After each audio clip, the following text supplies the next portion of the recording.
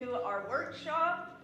We are going to have a budget presentation from Mr. Anderson, Devron Anderson, and we're glad that he's here. He didn't realize we had a meeting last week because he'd been on vacation, and he just wanted to have an opportunity to talk to us. So welcome, Devron. We're glad you're here. Thank you. I really appreciate the opportunity to come talk to you guys. I had this proposed request in my 2023 budget, and I had anticipated being able to talk to you guys about it. I had prepared some stuff ahead of time, but I hadn't had that opportunity. And then when I heard that you guys talked about it last week, I went back and watched the council meeting, and I was just I was worried because there was a couple of comments like, I don't know why he needs that, or I don't know why he's asking for that. So I just wanted the opportunity to explain why I had made this proposal. And thank you. None of us? Well, I haven't said anything yet, so. Am I okay to keep going, or? Okay. So, yeah, obviously, all of us want our budget requests approved, but I just hated to think that mine would have not been considered without all the information. So, I know I was even late getting the information to Janine yesterday. Did you guys have the opportunity to get the information that I sent to Janine? Yes. Yeah. So I basically wrote everything in that letter what I'm after. I had some supporting documentation, but I'll just sum it up briefly for you. I'm asking for the recorder's fees that were collected last year that haven't already been allocated to my office to come back to my office to be able to help us with our mapping situation. I know I've talked to you guys a couple times about in these meetings about our mapping, the ownership maps that we're keeping. We've started mapping those this year digitally. It's been an awesome process. We've been discovering a lot of inconsistencies with the properties, how they were mapped in the past. We've been discovering some gap parcels, some parcels that we didn't know existed that we can prove exist now, and that we can identify those and hopefully get those on the tax roll through whatever processes we can go there. But the accuracy and the ability to draft these digitally has just been awesome. It's been really, really good for our office, and I think it's been met with wide support from the title industry as well. The only problem that we're having is we're just not getting them done quick enough. We've got day-to-day workflow that our mappers do. They take care of the daily workload that they do, and then as soon as they're done with that, they move on to doing these maps. I do the same thing. Every spare minute I have that I'm not dealing with anything else, I devote to getting these maps done. We've been working on them for about 4 or 5 months now, and we've only managed to get about 20 of them finished. So when considering we currently have 2,460 some odd to do, we've got a long way to go, and it's going to take a long time without some help. So the proposal that I made earlier this year at the March budget opening, we had a discussion about mapping and contracting out or doing it in-house. Back then I didn't have any numbers for you guys, and that was one thing that Councilmember Erickson was nice to say, hey, you need to bring us some numbers so we have more education on what we're doing here. So since then, I was able to go get some estimates. I couldn't do a full bid process with the engineering firms without having money to give them, but I was able to get some engineering firms to give me an estimate on what it would cost to draft these plats. I went to a couple of firms that I know are big enough to handle a project like this, and they gave me estimates, and I've included those in the packet that was sent to you. The lowest bid or lowest estimate that came back on that was about $660 a map. So if you do the math, putting $660 to the 2,462 maps we have to do, that's a big chunk of change. So I know there was a statement made last week that I have more money than I know what to do with those recording fees. That's not true. We've got more work than we have money to do. So if we are allowed, if you guys find it beneficial or prudent to let those recording fees come back to our office for this service, we would be grateful, and we work really hard to put that money to use. So when I originally presented my budget presentation to our chief financial officer, I had put $300,000 in professional services line item, anticipating that I would contract that out. But since then, after seeing the estimates that I got, evaluating our space and our staffing position that we're in right now, I feel like we would be able to hire the same type of personnel that the engineering firms would and have them draft the same way and oversee them ourselves, which I believe will get us more maps for the dollars that we're paying on that to do that in-house. So I switched that from being a line item in professional services for contracting. That's why that money came into a lot of that money came into the seasonal workers line item, because I anticipate getting between 6 and 10 interns to help draft those maps next year. A portion of that money also went into, I can't remember exactly what the line items are, but basically to be able to buy the software and the computers for 6 new workstations to be able to have those. I've talked it over with the people that are interested or people that have used that conference room at the bottom of the stairs in the building next door. It's empty right now, and I didn't have anybody that said they would have any issue with me utilizing that room for these workers in the upcoming year. Yeah, that was going to be one of my questions. Where are you going to put 6 or 8 more? Yeah, definitely not in our space, but just around the corner at the bottom of the stairs there, that room's completely empty, and I measured it out, and I think we can get 6 temporary workstations in there. That includes the computers and everything else? Computer and a workstation, yeah, it'd be about the same size as what they would be used to having at campus to do their drafting up there, so. Does that make sense? Did I miss anything that you guys have questions on that? What I'm asking for that for and where that money's coming from? I have 2 questions. Go ahead. I was just going to say, I think it's important that we get this done. I was surprised at the cost per map that they're charging.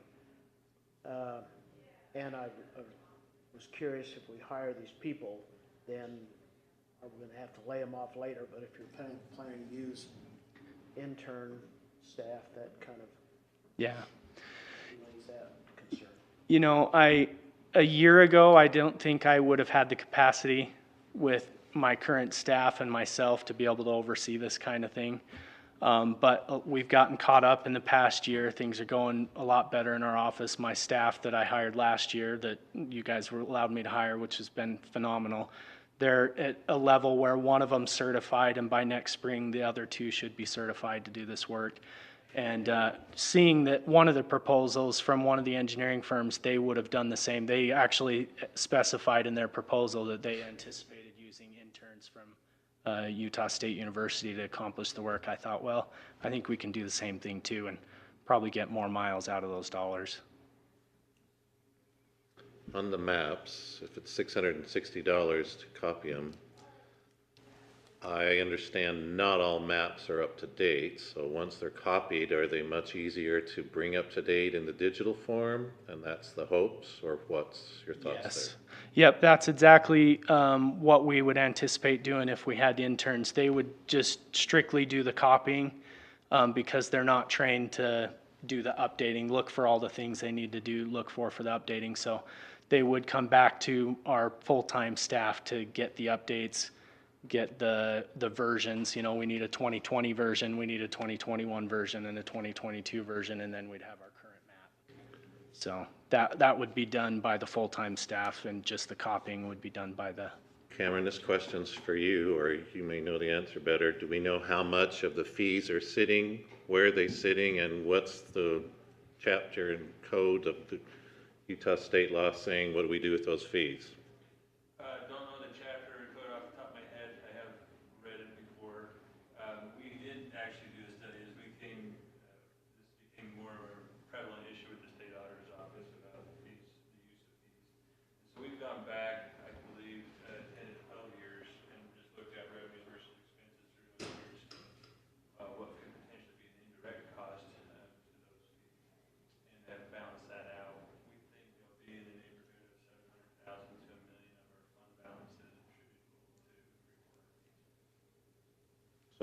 impacts our fund balance even more if we move it back. But the flexibility of using that money elsewhere is kind of constrained, is it not? Right, right. So our 2022 audit will report relative to those funds that I was just talking about, that we think are attributable to report.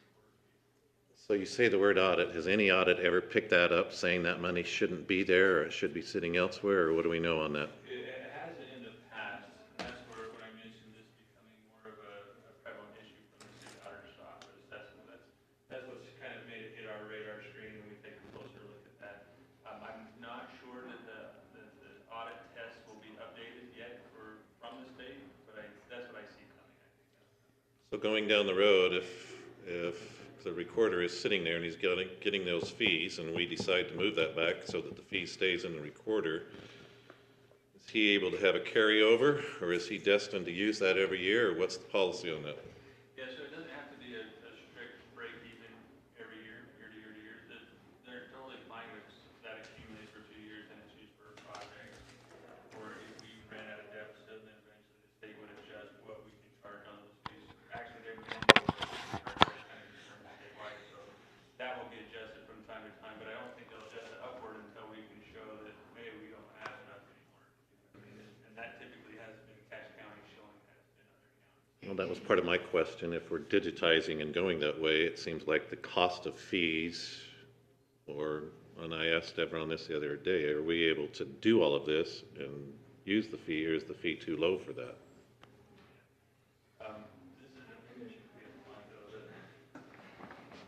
find out. As far as, on an ongoing basis, I'd actually have to defer to Devron to know those projects. This sounds like a really one-time massive project about trying to get those preserved and then digitized. I wouldn't see needing to do that again in 5 years. Do you know what I mean?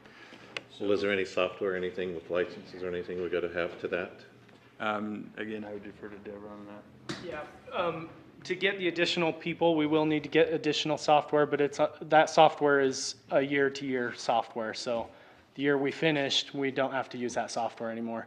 We would have a surplus of computers, but yeah, that was the thinking, was that the interns and the software could be finished when we finish the project. But if you're putting that in a digitized format and then going to be able to change and update that, that's not a new software that you're maintaining those digitized files down the road, or what? Oh, well, as of right now, it's AutoCAD. AutoCAD's been around since the 90s. Nothing different.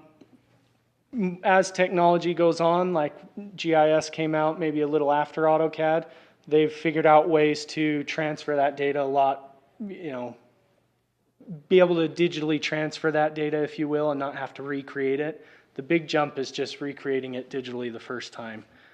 So I would anticipate if we did change software, or some other recorder in the future wanted to change software for some reason, I wouldn't anticipate it being the kind of change that it has been, or that it will be this time. Is that answering your question? Am I Partly, understanding? and that brings me to, you mentioned GIS. Is there any possibility of another department benefiting from this, or tying this together, or working together? I know you mentioned you want the steering of this, but it seems if we're doing GIS and this is mapping, and GIS is such an important part of the county, is there any overlap? Absolutely. And this is where, when I actually campaigned to be the recorder, I had said that I think that there's things the recorder's office could do digitally to benefit the county so that we're not double doing work. I wasn't trying to say that, I wanted to do GIS or I wanted to take over that department. A lot of people got that misconception. But all I was referring to is that if we are doing our ownership maps that state requires us to do, if we're doing them in a digital format, we can share that information with GIS, and that doesn't have to be redone by them. The way our mapping was done in the past, it was done by hand, and GIS had to redraw that mapping themselves. So it's basically being drawn twice, right? The way that it works now, there is connections between these different software. So we actually met with GIS not too long ago with Carrie, the department head from GIS, and I showed them how when we draft out these parcels in AutoCAD, we can tag them with the information that they need in their system. They can bring these parcels directly into their system with the connected information that populates the information that they need. So Kerry seemed excited at that prospect of being able to bring the data straight into his software and not have to redo that work, so, Okay, thank you. yep. So a couple of things, I think, more of a clarification from what Nolan was saying. You're already purchasing AutoCAD software in your office right now. Yeah, This cost is just to buy the additional seats on an annual basis for the people that we bring in seasonally. yes, And then once they're done, we don't pay for those additional seats anymore, but we would still maintain that AutoCAD system. yeah, yes. The full-time employees, each mapper has to have their own license, and that won't change, that's And part we've of it. had that, And and that's- we will continue to have that. Correct, that's a part of my regular budget, that wasn't part of this increase, To expand the number of seats, or yeah. what's the right term? The licensing. License. Yeah. that we pay for. Yep. Can you help me understand the difference between, so we're paying to scan some stuff, right, to digitize some things right now? Yeah. What's the difference between that and this mapping that you're talking about? So that's a good question, and that's something that I think is hard to, it's a common thing that people don't understand when I say digitizing maps. Because right now, all the maps that Mike was hand drawing that we currently have, the 2,462 of them, those have all been scanned, and those are all online. So you can pull one of those up through the GIS system or through the core system. You can pull one of those up and look at it. What we're doing is just the drafting method of those. So we are actually drafting in the computer instead of drafting by hand. So we're digitally drafting them, which has been shown to have more accuracy, cleaner, clearer maps. And it's actually a lot better for us because if I change something, I'm not erasing lines. I'm just copying it over. I still have what it was last week, and now I can see what it is this week. Digitally, we can do that endless amount of time. So it's very helpful for us. It's very much more clear and much more accurate. Are those, I don't know if I said that right, sorry. But, so it's actually just the drafting method that we're using. The end product will still be the same, whether it's a scan of the ones we drafted by hand or whether it's a printed PDF of the digital one that we did digitally. Does that make sense? Maybe, let me ask a follow-up on that. So we've digitized all those maps with the $100,000 we did, but that's essentially basically turning a draw document into a PDF and uploading. Yes, correct. But that uploaded PDF document, you cannot then import into AutoCAD and adjust it, and that's what you're talking about doing. Correct. We've got kind of a static PDF right now that we've all digitized so everybody can see it. Yes, But in order to make those static documents editable, Yeah. is that the right word? Yeah. Going forward, yep, we need to take those digitized documents and convert them from PDF into the AutoCAD system. correct. It's kind of a one-time big project. Then once they're in AutoCAD, then we get rid of the seasonal employees, and then your core staff that you have is able to make those Maintain. edits Yep. on the fly as properties change hands. Correct. Yep, I think you described it exactly how I would.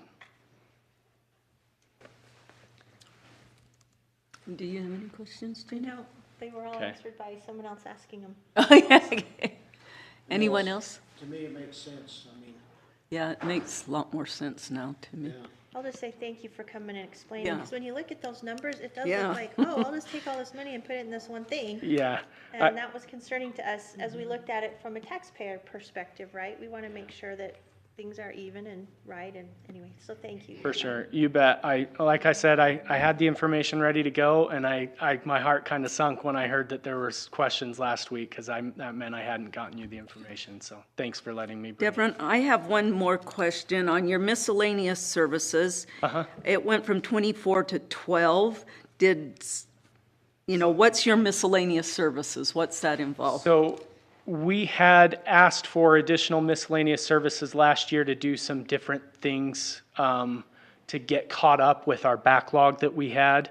I can't tell you offhand exactly where all that money went, but we just simply didn't need that money again now that we're caught up. Okay. So, and it may have been part of I can't remember if it was part of the reconstruction we did in my office or if it was a part of getting caught up. I can find out for you and let you know exactly what we used it Yeah, for. I'd appreciate that, yeah. But we don't need it anymore. And when the first year I started here, that line item was at 12,000, and so that's what we Oh, went back to. okay, all right, Does that make sense? yeah. Typically, miscellaneous services is kind of for me in my office, and I would take direction from you guys if you want to give it to me, but, you know, if we get to a point where it's just not something that fits in another category, you know, like we need to get another chair for someone because the chair is broken or something like that, we'd typically go to that miscellaneous services for items like that. So I can get you a full breakdown of what we use that for. The only other thing I'd say, and this is probably Cameron, for you to listen to too, and it's nothing we solve here today, but it gets to those fees versus taxes piece of it. I think it's just something to keep in mind as we go forward, right? Where the fees for your office are set by the state, not by you or this council.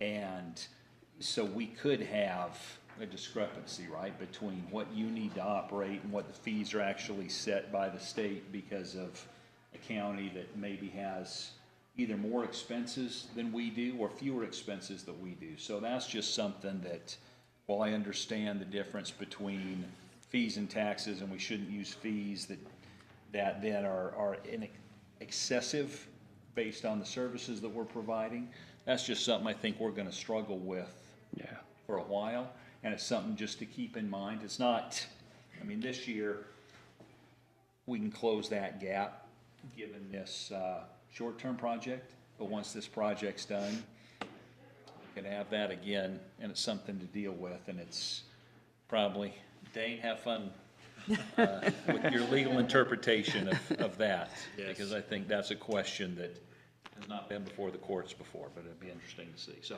I just wanted to bring that up. Yeah, if I may give a follow-up on that, because that's a really good point, and it's something I've thought a lot about too, because as a recorders group, we struggle with having this statewide fee where some counties still aren't covered and some counties make an excess on this that they can't spend. I can assure you that I will not ask for the fees unless I believe it is a service that we should be providing for our office. Once I get these projects done and these documents are imaged and they're preserved and we're caught up and we're doing things up to today's standard, I'm not going to be asking for those funds. One thing that, and then my second comment to that is the auditor in his audit, what is it called? The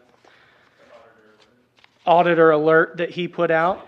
Yeah, he actually says in there, let's see if I can find it quickly. He says that there are some, let's see,